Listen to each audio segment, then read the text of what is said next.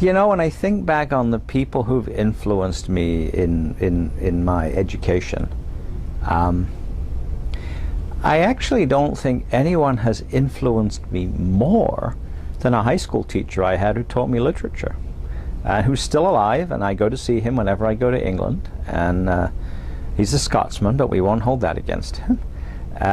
He was a man who I think did two things to me that were important. One was that he was very insistent on reading the text and interpreting from the text. He was a great teacher of Shakespeare, actually. And the other one, I suspect, was that he knew that I was bright enough to get by without working hard enough and wouldn't put up with it. So that taught me at least what I ought to do. It didn't necessarily mean that I always did what I ought to do, but I knew the difference.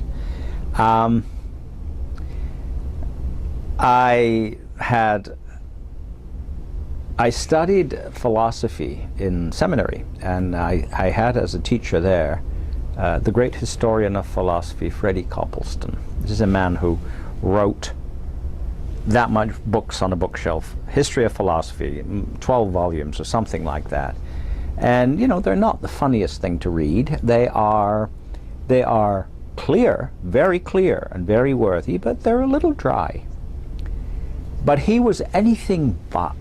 He was the funniest and most likable of men, and he made me realize that that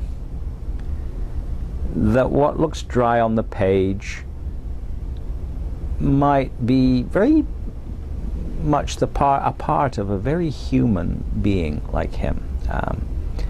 He's dead now, but I've never forgotten him, and there are all kinds of funny moments. So I was influenced by him to think that, you know, you could be a scholar and maybe your scholarly writings were going to be maybe a little dry, but that didn't mean you couldn't be a fun person.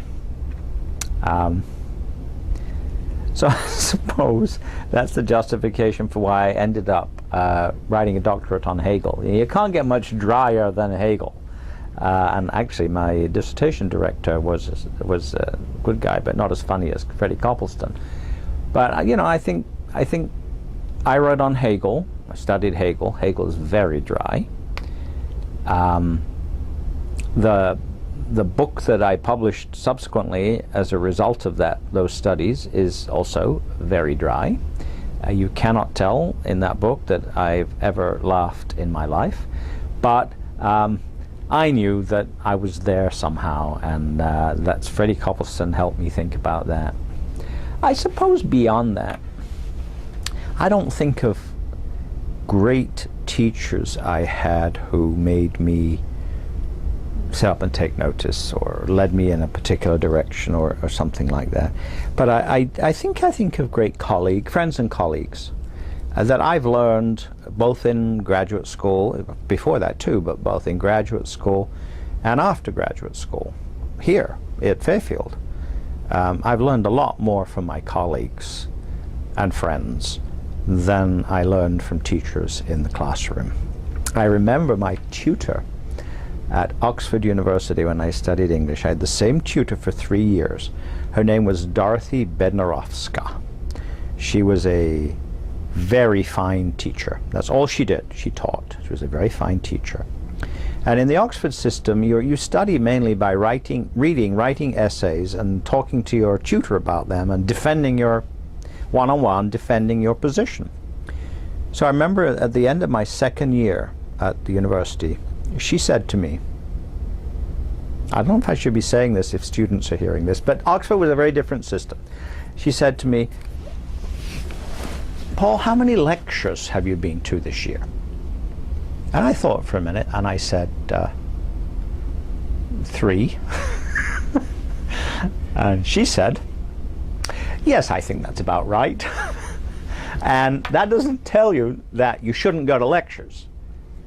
That tells you that you should be attuned to the way of studying in the place in which you are studying. Oxford University in my day, in humanities anyway, there were all kinds of lectures offered, but they had nothing whatsoever to do with the exams you took or the degrees you got in the end. The work was in the writing, the reading and the writing and defending, and she just cut through all the stuff that was there but wasn't really necessary. Now, why did I get onto that? Well, I'd go back to where I was. I've learned far more from friends and colleagues than I ever learned from teachers. And